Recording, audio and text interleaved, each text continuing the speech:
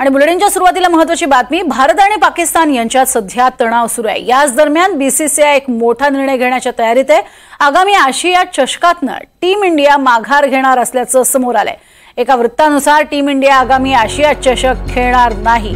याबाबत बीसीसीआयकडनं लवकरच घोषणा केली जाण्याची शक्यता आहे। सप्टेंबर 2025 मध्ये आशिया चषक खेळवला जाणार आहे। बीसीसीआयच्या निर्णयानुसार टीम इंडिया ही मात्र आगामी आशिया कप मध्ये सहभागीच होणार नाही। पुढील महिन्यात श्रीलंकेमध्ये होणाऱ्या महिला इमर्जिंग आशिया कप वरही बीसीसीआय बहिष्कार टाकणार असल्याचं सांगण्यात येत आहे। आशिया कप मध्ये भारत खेळणार नाही। अधिक माहिती घेऊयात राहुल कुलकर्णी यांच्याकडनं। राहुल, अतिशय महत्त्वाचा आणि मोठा निर्णय।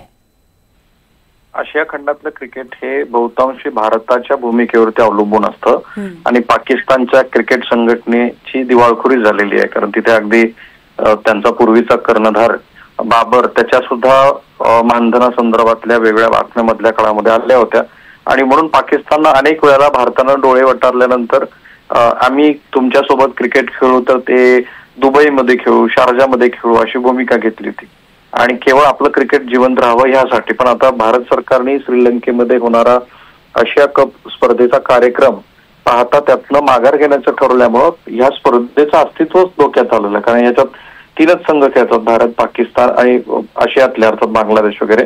8 वेळेला भारताने ही स्पर्धा जिंकलेली आहे, त्या खालोखाल श्रीलंकेने जिंकले। जर भारत यातनं सध्याच्या तणावाच्या पार्श्वभूमीवरती आपली अशी भूमिका आहे की जर ते अतिरेक्यांना पाठिंबा देणार असतील तर त्यांच्याबरोबर खेळ तरी का खेळायचा, तर या भूमिकेतनं भारतानं माघार घेतली तर याचे पडसाद अर्थातच ही स्पर्धा रद्द होण्यावरच होणार आहेत।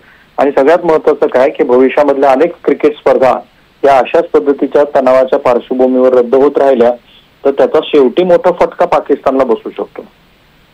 नक्कीच। तुर्तास धन्यवाद राहुल या संपूर्ण सविस्तर माहितीसाठी।